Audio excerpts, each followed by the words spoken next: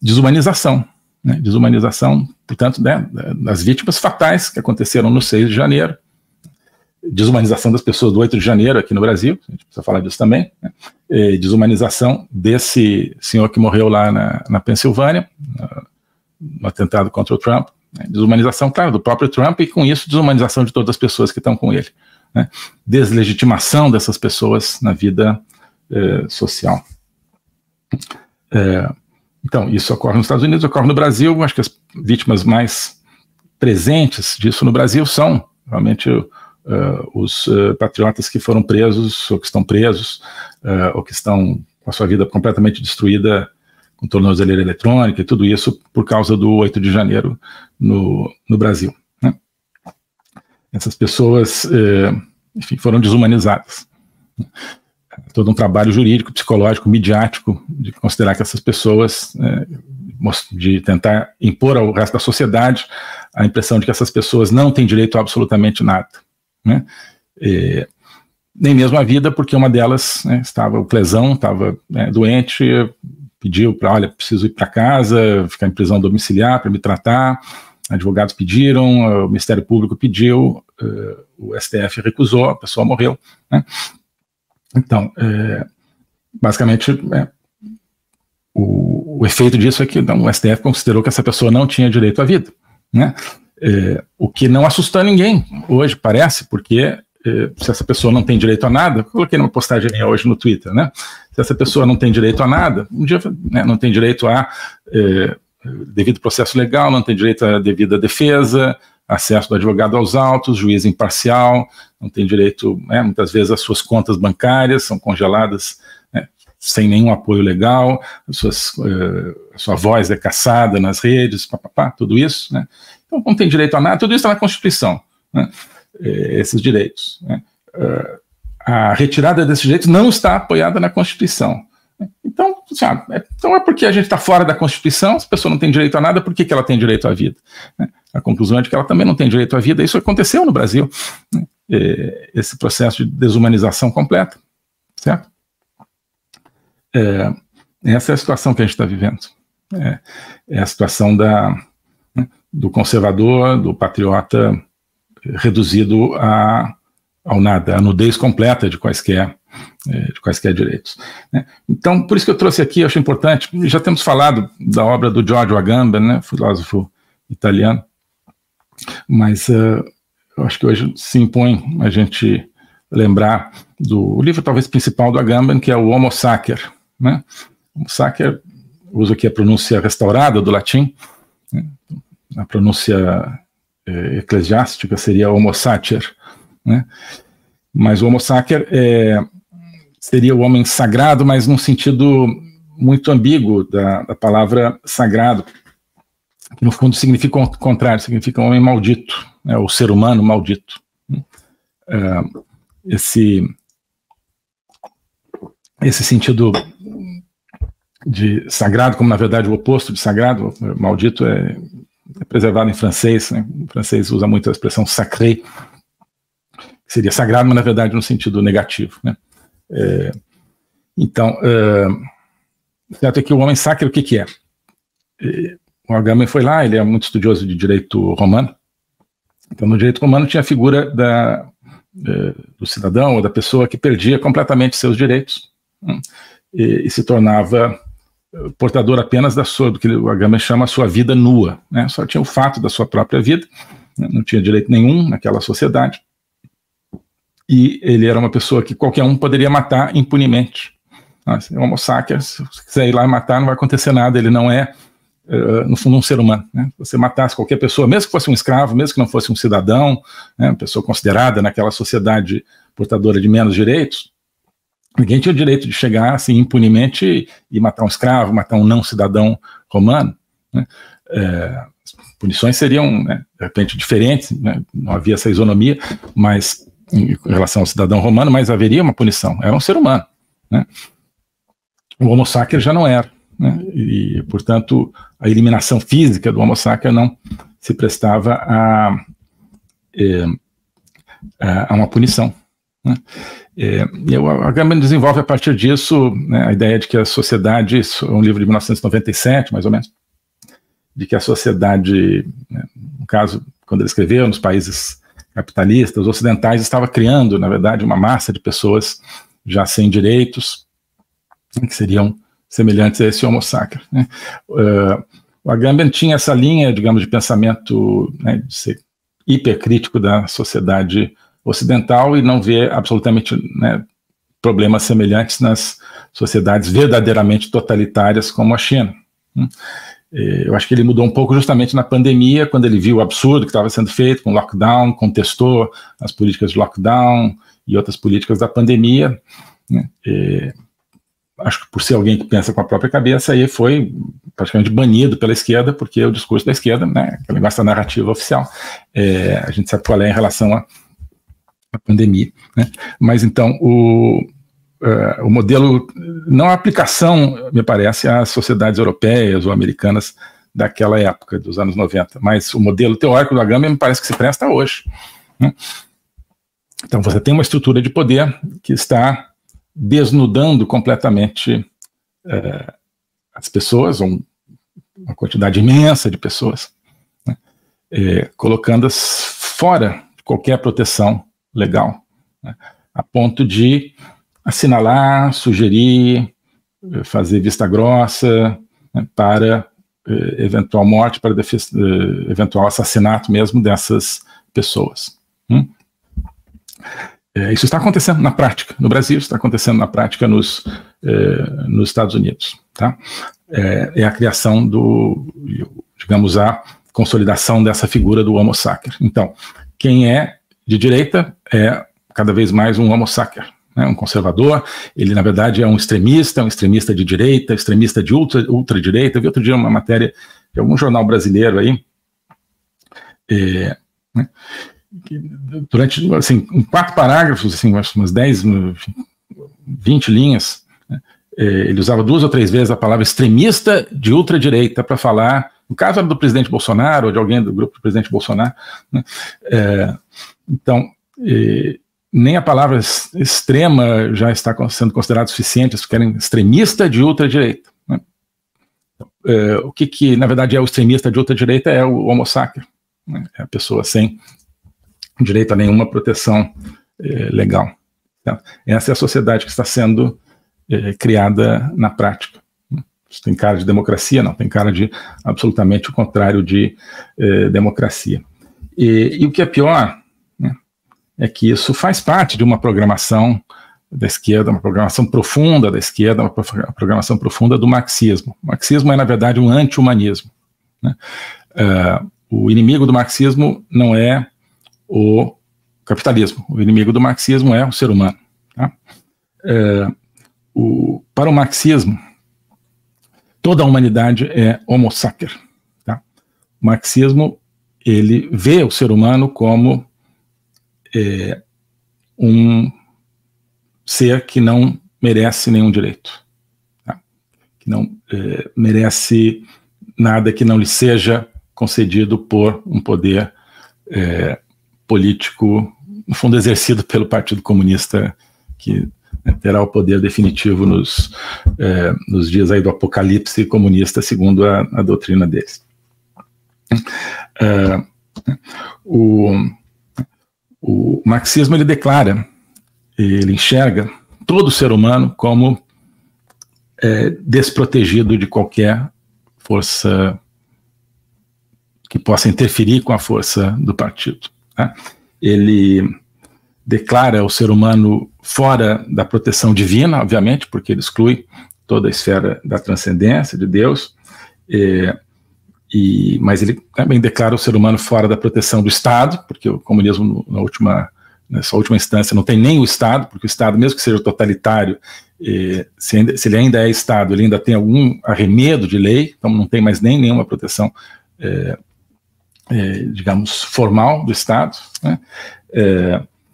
E é alguém submetido simplesmente ao poder, né? sem nenhuma escapatória, sem nenhum véu que o separe, que o proteja minimamente desse poder, né? O ser humano no marxismo, ele é um ser completamente manipulável e destruível à vontade. Isso se expressa, né, nas reformas agrícolas da União Soviética, que mataram milhões e milhões de pessoas, na própria Rússia e na Ucrânia, nos anos 20, nos anos 30. Né? Tudo aquilo era homo sacer, eram pessoas que não têm direito nenhum, que não são seres humanos, são seres humanos malditos, seres humanos proscritos, seres humanos totalmente dispensáveis. Então, o importante era a afirmação do poder único do partido, 10, 20 milhões de pessoas, sem ter problema nenhum. Né? Do povo deles, né? Teoricamente deles. Né?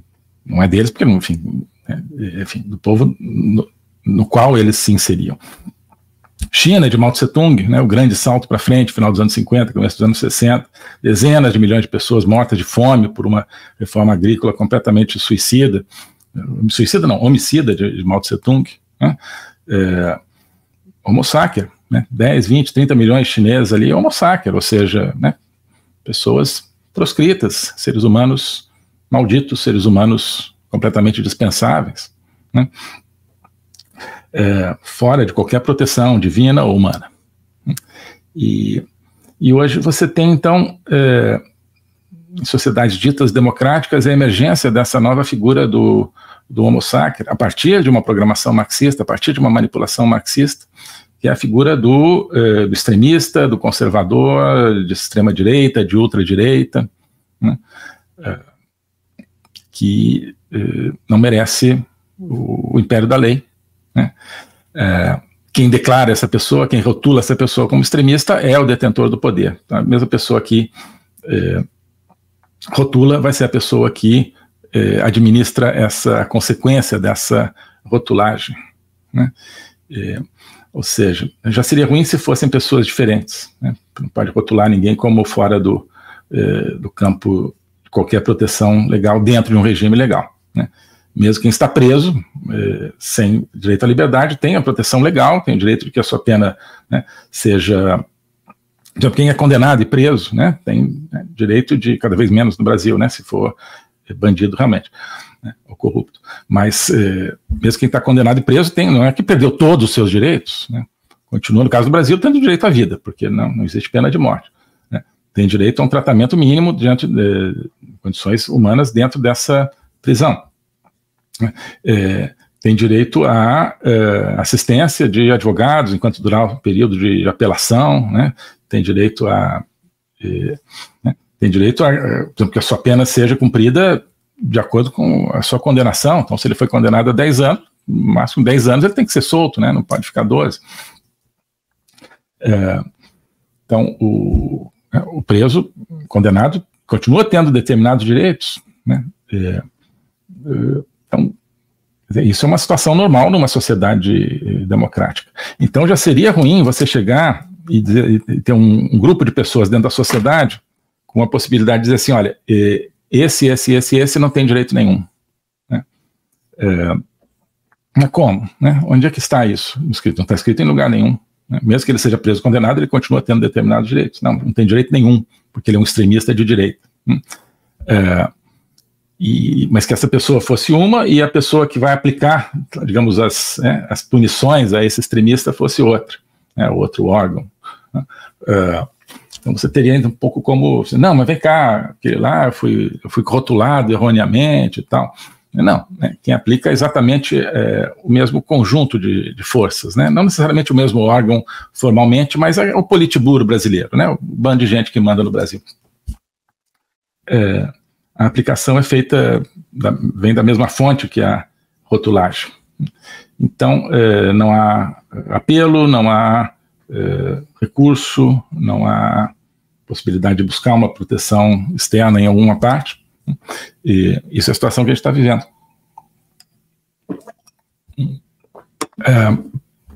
Essa situação da proscrição absoluta de determinados cidadãos que cada vez são mais e mais numerosos. Porque, claro, existem aqueles que são diretamente rotulados, mas é claro que isso é um fator de exemplo, né? Então, olha, esse aqui foi rotulado e condenado, né, em alguns casos praticamente à morte, como no caso do Clesão, né? E eles portanto, vão servir de exemplo, né? Claro, não foi toda a população brasileira condenada, mas, né, demais pessoas, inclusive pessoas humildes, pessoas, né, sem recursos de defesa, sem recursos né, enfim, buscar alguma alternativa. Essas pessoas, então, mesmo aquelas que não cometeram nada, como as próprias pessoas que estão presas, elas falam, não, vem cá, então é assim que funciona. Não tem o direito a nada. Então, o direito está sendo confiscado daqueles que estão injustamente sendo perseguidos e presos, mas ele está sendo confiscado, na verdade, de toda a população brasileira, inclusive quem é de esquerda. Né? Inclusive quem é de esquerda. Porque ao você destruir o império da lei, você destrói o império da lei para todo mundo. Né? Destrói o império da lei para todo mundo. Mas, então, a lei não está mais à disposição do brasileiro. Nos Estados Unidos, né, ainda existe uma resistência a essa situação, né?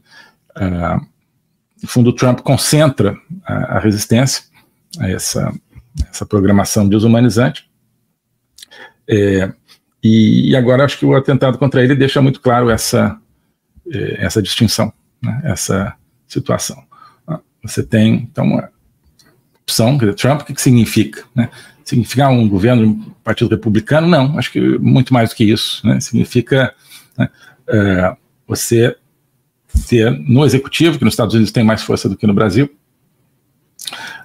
uma pessoa, um grupo de pessoas, né, que vai, né, agir dentro do império da lei, né, e que né, vai manter, digamos, os direitos que os americanos têm. Né, e você tem do outro lado um sistema que quer, né, a justiça do amigo e a justiça do inimigo, que quer a criação do sistema do homo sacer, da pessoa que não tem direito algum. Tá? Acho que isso fica claro no cenário americano. Bom, queria sobretudo conversar com vocês sobre tudo isso, tá? Então, essas são as minhas considerações aqui iniciais, lembrando que temos aqui, enquanto durar essa live, e eu vou estender então até a meia-noite de hoje, horário do Brasil, horário de Brasília, uma promoção para a Academia Folha Política, que é um ambiente onde a gente aprofunda tudo isso. Né? Quem é da Academia Folha Política já viu que a gente fez uma análise, por exemplo, profunda do livro do Agamben sobre a pandemia. Tá? É um livro muito interessante, que você vê uma alma autêntica, né, proveniente de um ramo da esquerda que não foi capturado, né, totalmente pela criminalidade da esquerda. Você vê essa figura, um intelecto autêntico e poderoso, refletindo de maneira independente sobre, no caso, a pandemia, né, e vendo como foi feita uma manipulação, como estava sendo criada uma sociedade de controle, né, e nós vimos a reação da esquerda, a reação do sistema contra isso, né, com as ideias, sim, é uma sociedade de controle, é uma sociedade onde cada ser humano, na verdade, é apenas uma engrenagem dentro de uma maquinária coletiva. A gente viu a reação, né, no fundo, marxista ou neomarxista a esse pequeno, mas importante grito de independência de um filósofo de ex-esquerda, talvez. Então, isso está no curso de logopolítica, isso está dentro da Academia Folha Política. Esse arsenal intelectual, de ideias, de conceitos, de teorias, é fundamental para a gente entender e enfrentar o que está acontecendo. Né? Então, a questão da visão, da percepção, a gente também não pode ver apenas a superfície, a gente não pode ver apenas os pontos individuais, os pontos, eles estão ligados, né?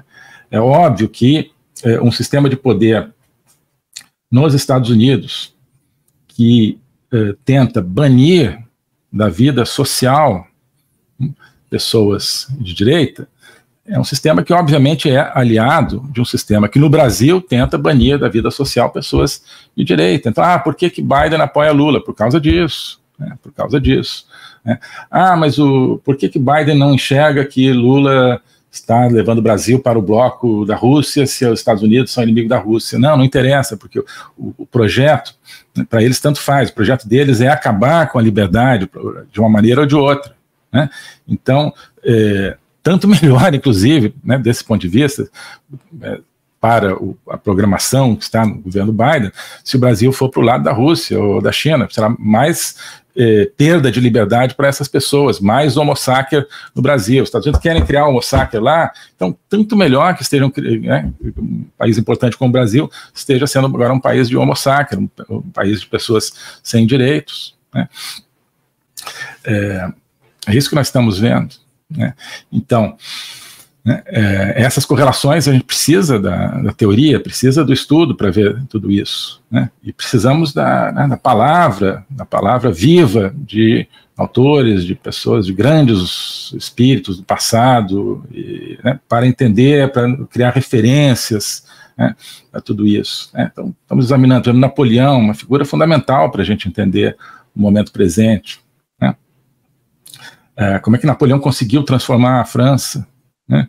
Como é que a França demandava um líder do tipo de Napoleão, e como é que Napoleão conseguiu ser uma liderança desse tipo, como é que ele chegou e não simplesmente ficou sentado e nem simplesmente ficou travando batalhas. Ele chegou, a gente vai ver isso na próxima aula sobretudo, né? Como é que ele chegou e reformou a legislação, a maneira de funcionamento da sociedade francesa, e será que isso, né, qual é a luz que isso pode nos gerar para, né, aquilo que pode acontecer numa sociedade que precisa de uma mudança, né?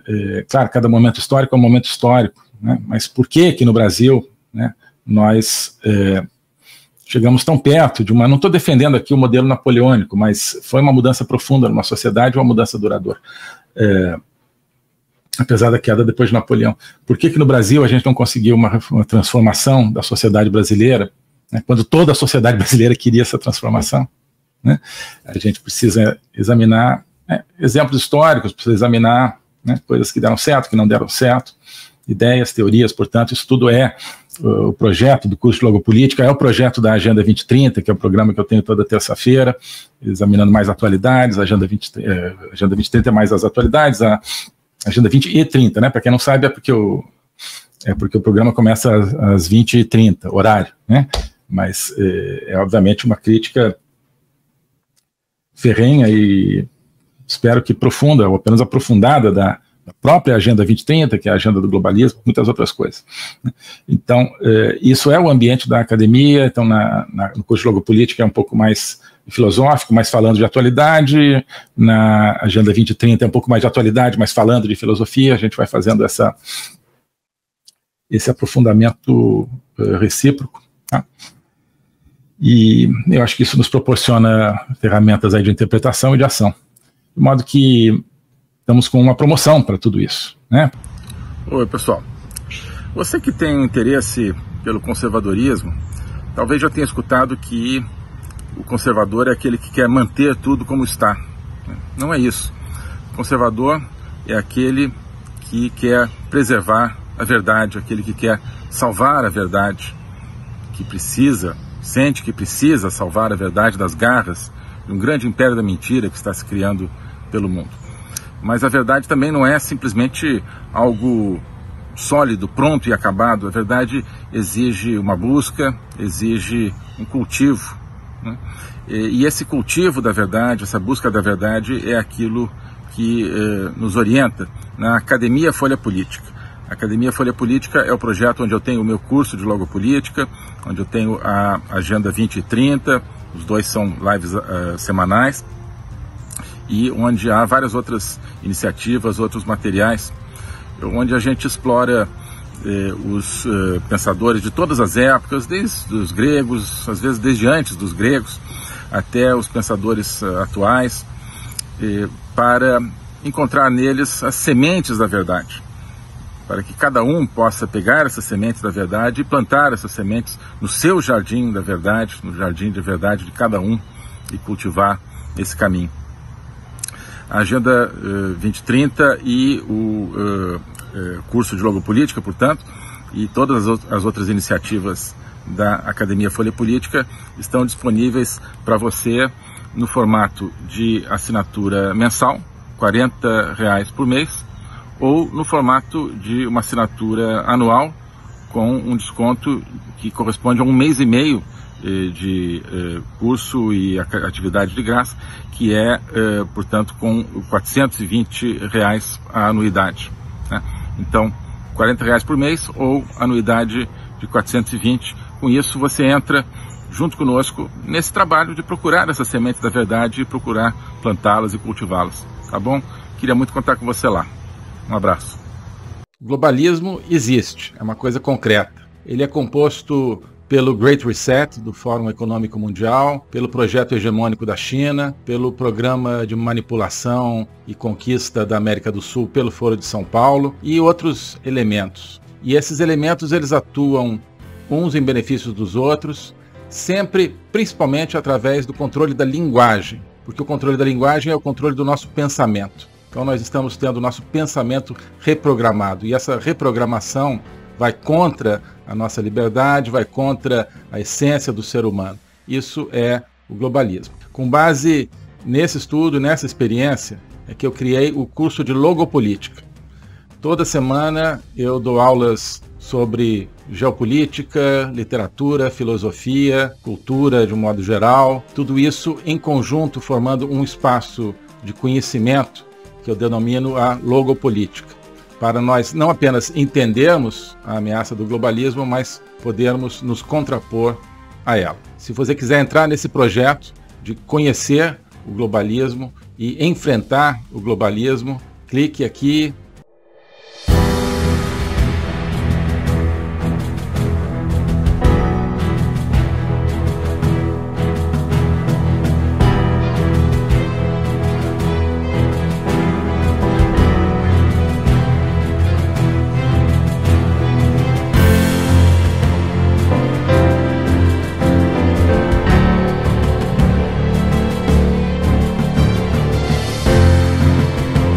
Oi pessoal, hoje eu queria convidar você, cada um de vocês, para fazer parte de um projeto, que é a Academia Folha Política.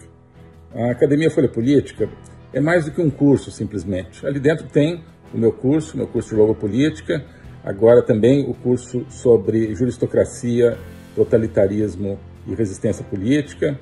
Tem outras iniciativas, como a Agenda 2030, de comentário de atualidades, tem vários vídeos, mas isso tudo cria um espaço, não é apenas uma coleção de produtos individuais. Isso é um espaço de reflexão, um espaço de conexão entre as pessoas e, sobretudo, um espaço de autoconhecimento. Ali a gente está construindo um caminho, uma viagem para que cada um se conheça melhor a si mesmo, isso é a base de tudo, também para que nós, como brasileiros, conheçamos melhor o nosso país, nós conheçamos melhor o tempo que nós vivemos no nosso mundo, que nós conheçamos melhor também a nossa civilização, a civilização ocidental. Isso tudo cria uma atmosfera de conhecimento. E o conhecimento é que conduz à liberdade, que conduz à libertação. Então, esse é o convite que eu queria fazer. Conhecer todo esse ambiente de uma construção conjunta. Passando a ser membro da Academia Folha Política, você não está adquirindo, portanto, um produto pronto, definido e acabado, como um curso definitivo. Não. É um processo do qual você vai participar, um processo no qual você vai criar o seu próprio conhecimento. Tá bom? Então aqui tem a descrição, tem o link para ingressar na academia, tem a opção anual, a opção mensal, e eu tenho certeza que quem entrar vai se entusiasmar com esse projeto, vai se entusiasmar com essa construção, tá bom? Abraço!